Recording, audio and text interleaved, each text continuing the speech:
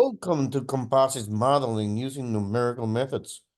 Today we'll be discussing how we measure fundamental mechanical properties and how we can model the test configurations to also estimate those properties. There's a more extensive video that goes into the specifics on how we measure fundamental properties for composites, but in this video we are more focusing on the numerical aspects. So what is the goal that we're trying to achieve here? We're trying to figure out if I were to have a fiber architecture, as shown on the left, how can I estimate the properties if I know the volume fraction of the fibers and the volume fraction of the matrix? I could also have voids, and that should be accounted for as well.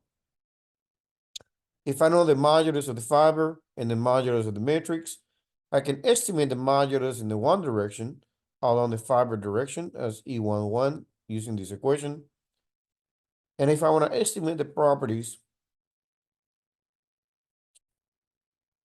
I want to estimate the properties in the two direction, then this is the formula, the Poisson ratio and the shear modulus. And the formula for shear modulus is not always accurate. And so corrections can be done to make it more accurate.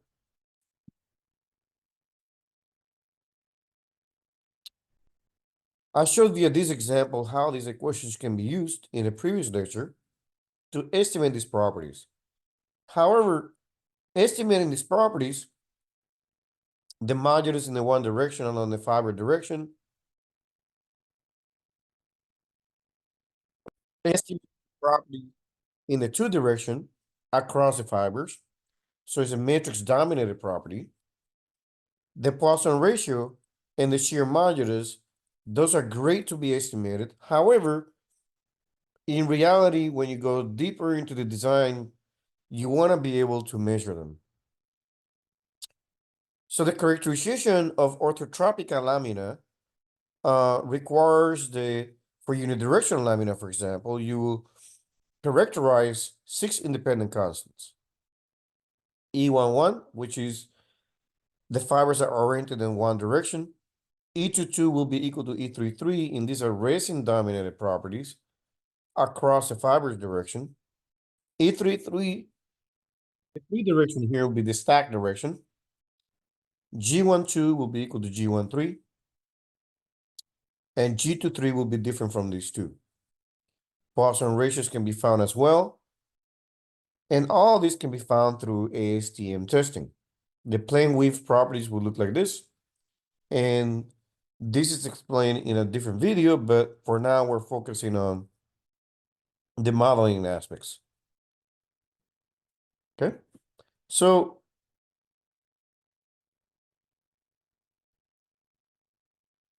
the characterization of properties is basically an important aspect of the design process.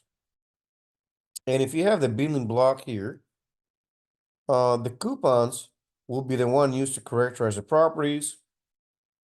You may have additional tests to characterize the failure mechanisms and increasing level of complexity to emulate the failure processes that occur. And in each level, you're trying to validate the models and increase the confidence. So when you go to a large scale test, you can increase the possibility of success. And testing composites can be expensive. Here I provide the list of testing typically that is done to support a test program at the lamina level. And you need to really assess the need of which lamina properties are needed. And today, we'll be focusing on the in-plane tension and in-plane shear alone. The in-plane tension test can provide to you the modulus in the one direction if you use 0-degree plies. It can provide a modulus in the two direction if you use 90-degree plies. But it can also provide the Poisson ratio, along with the strengths to failure in each of those directions. The in-plane shear test can provide the shear modulus and the shear strength.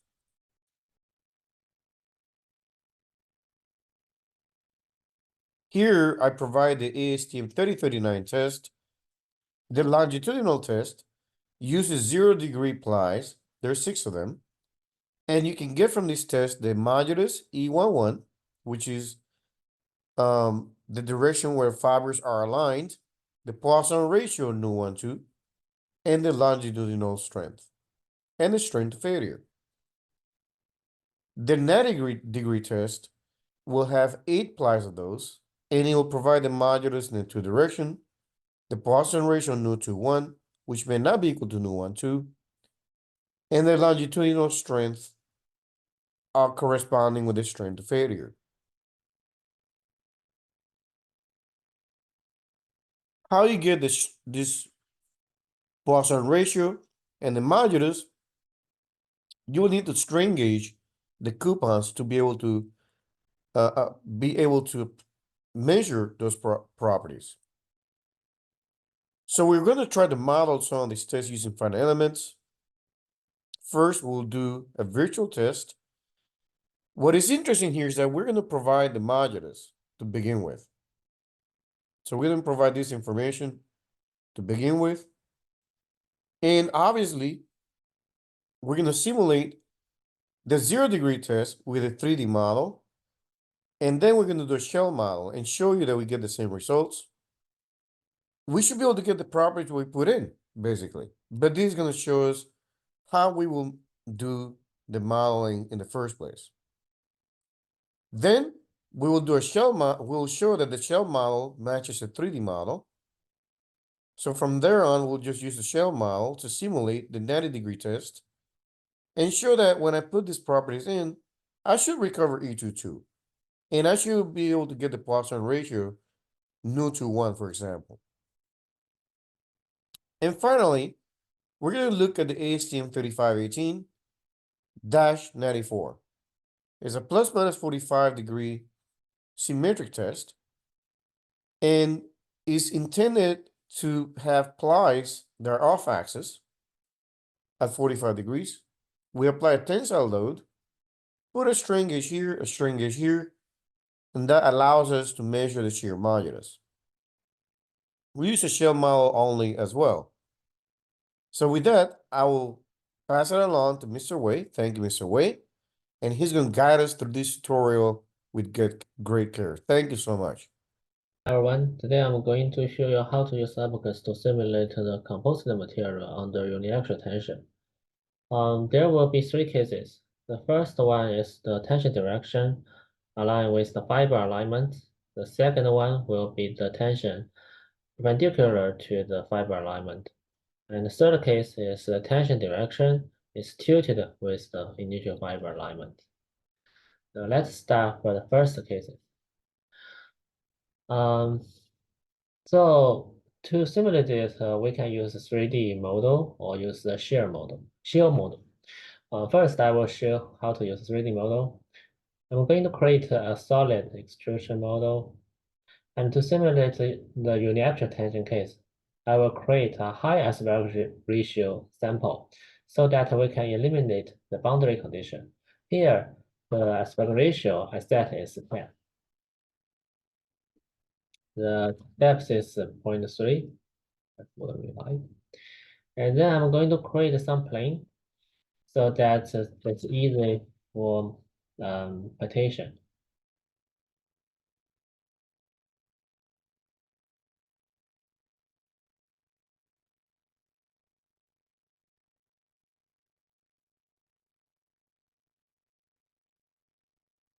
Okay. Then I'm going to partition it based on this plane.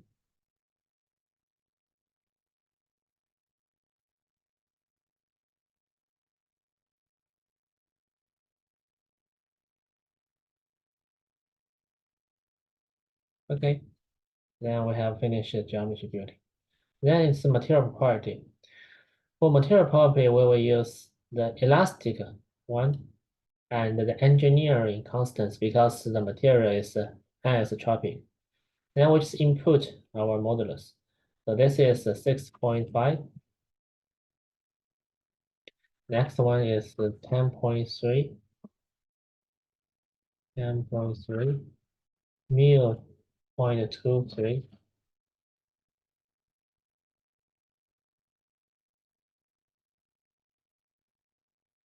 And G is 4. The shear modulus 4, 4, 4. Okay, then we create a section. We use the homogeneous one. Another way is use a composite. So we don't need the partition sample. There is the option that we can select the thickness. I will tell later when we use the shear. Then we just assign the material property to orbit. Actually, we can select all because all these material are the same. But if you are going to use a different material, like a different angle, each layer have a different angle, then you need to create different section. Because the material property is anisotropic orthogonal, then we need to assign the orientation here. Assign material orientation.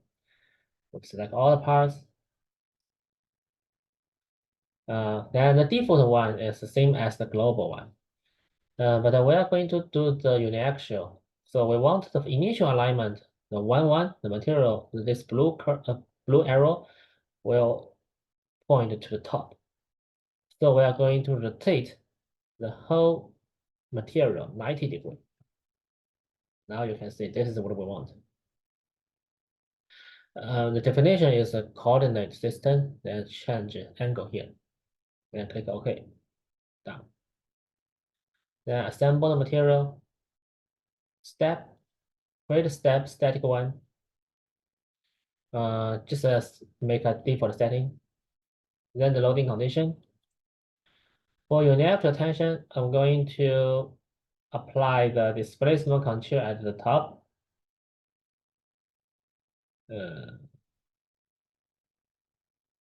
We select the surface at top.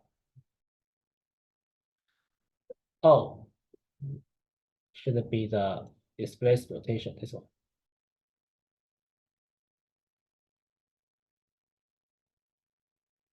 Then we apply the displacement just one. Then other direction we fix it just like in the experiment we climb the sample. Then the bottom, I will like go to fix the sample.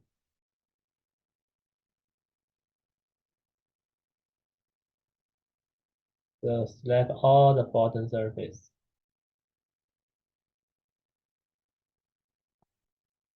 We'll fix it. Okay. Then the mesh. For the mesh control we Swift and change the size to 0.1.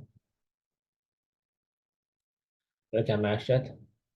For mesh control, we can use full integration, linear full integration. That's done. Okay, then we can submit the job. We delete the initial one. We create a 3D one. Okay, then submit it.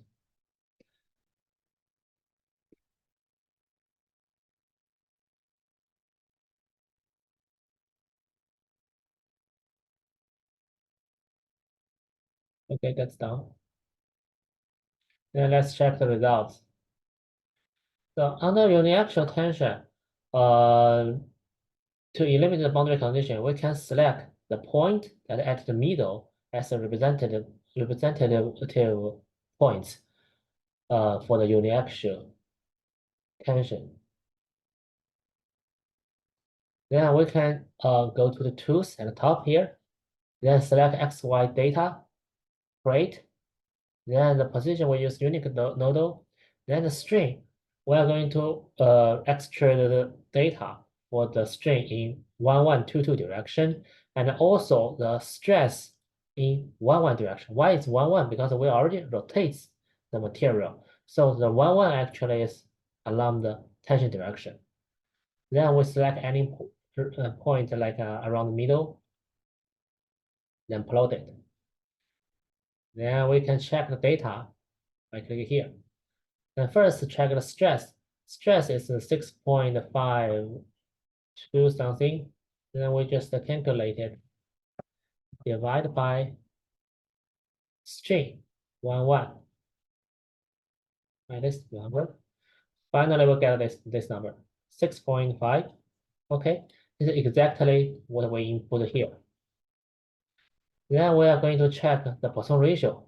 The Poisson ratio is the strain in the lateral versus the strain in the elongation direction. So which means the E22 here is 0.023 over the 0.1, so which is 0.23. So it's exactly what we got, 0.23. Okay, this is the one method that's use the 3D model to simulate the composite material electric tension.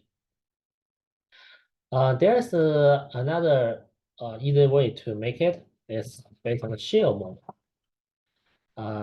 Still this case, we are going to create a shear mode.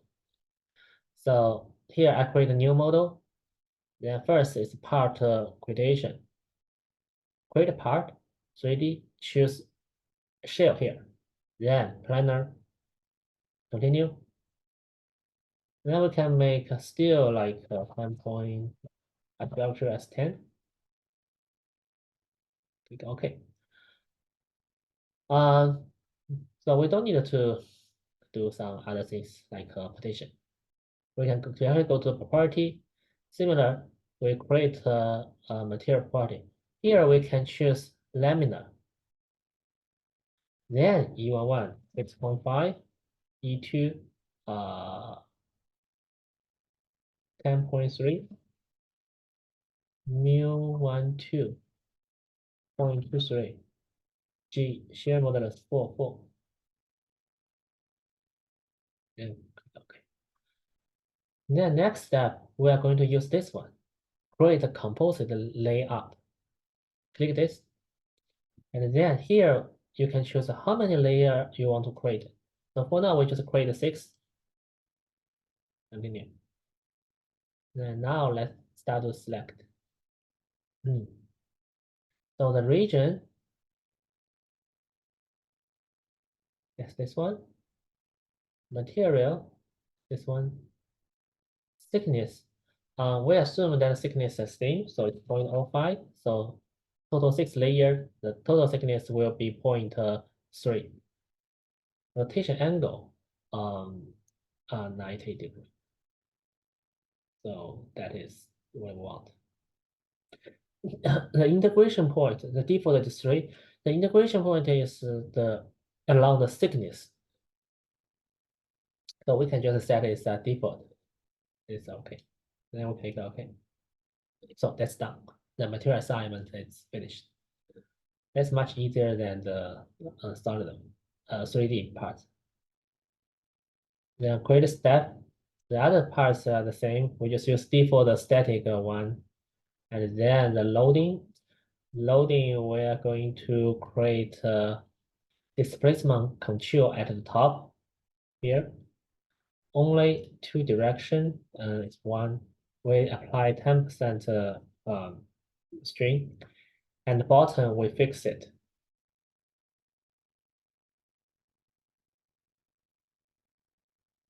Okay, done. Then the mesh. Go to part, mesh. Mesh, just use structure. And then the size, make it 0.1. Okay. Then create a mesh. Then the mesh control, we are going to use a shear. And no need to reduce it. Right down. Then job. Create new job with 0 degree. Submitted.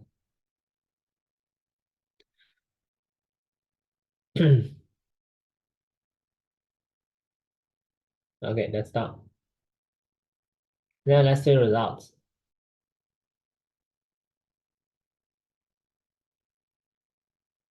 The same procedure, we can select the very middle point as the represented parts. So we go to tools here, XY data, create. Then the string is E11, E22. The stress is S11. Because we already rotate it. So 11 is the tension direction. So we just select any random point here. Then we can see the data.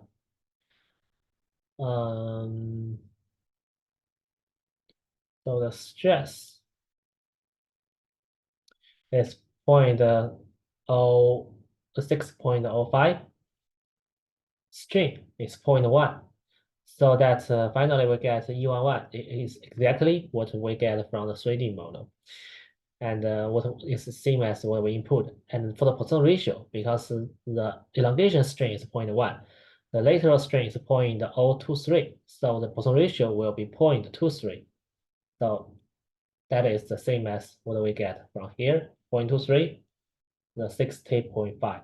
Okay. Now we are going to simulate the case 2. Case 2 is where the tension direction perpendicular to the initial fiber alignment. So we go to our ABAQUS. The either way is we just copy this model. We rename it as 90 degree. And then we just need to change the material property. So here. Now we want the fiber is perpendicular to the tension. So we don't need to rotate it. 0 degree. Okay. Then the E11 is aligned this direction, it's the X direction. Then E22 is aligned the tangent direction. And click OK. Now we create a new one. And then submit the job.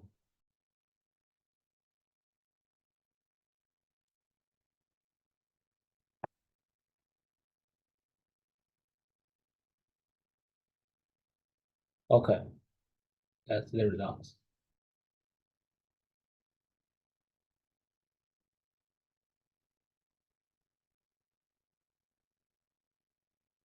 So say we select the point that's at the very middle. That's the representative. So here we need to be very careful. The stress direction, what we want actually is 2, 2. The other two we still want it, like E11, E22. Because for now, the material orientation is the same as the global the global orientation, global direction. So we plot it. Oh, all right. I haven't selected the points. Then we plot it. Can see the stress. So the stress is 1.3014. The strain is 0.1. So the modulus E22 will be 10.3. 10.3, exactly what we input. And the Poisson ratio is the later one, the point. The Poisson ratio here actually is reversed, so we don't need to care about it. The Poisson ratio mu 1, 2 actually is we need to calculate based on the case 1. So here we just double check whether E22 is what we get. So it's exactly what we input. Then let's go to the case 3.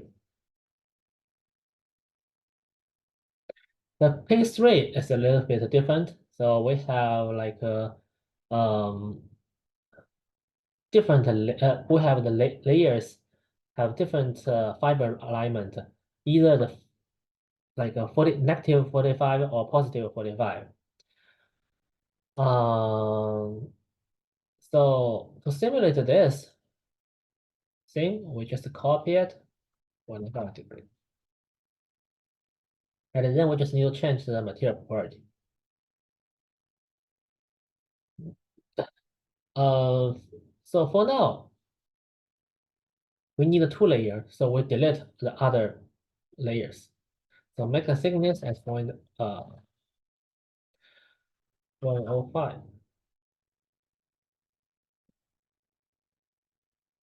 and the rotation, one is 45, another is negative 45. And also we want to make the section symmetric. So what does this mean? If we check the material orientation, check this. Then we can see how this material is alignment. We create actually 4 layers. So this solid red curve represents the fiber alignment. If we look at the XY plane, so it's more clear. So this different layers, layer 1, 2, 3, 4. So this is we can say this is a positive 45, negative 45, negative 45, positive 45, something like that. Then when we tension it, uniaxial tension it, just as the previous step, we don't need to change other things. We can directly run the job.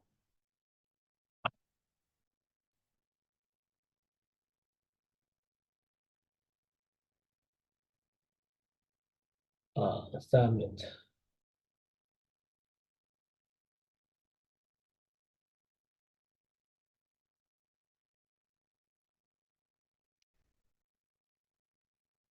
Okay. Let's see results. We don't need this one anymore. We just move out. Job results. Further results. Why data? Stress 1, 2, 2. Okay. Here is a little bit tricky because the stress 1, 1 and 2, 2. You see, there's a layer 1. Layer 1 means as I showed before, the x direction, the material orientation in x direction. So actually, it's this direction. Not in the global y direction, neither the x direction, but the 45 degree away from the y direction. And S22 actually is this direction. And S12 is shear direction. So it's exactly showing showing the slice, how this 3 direction behaves. Then you need to calculate the effective stress in x direction. So how to get this?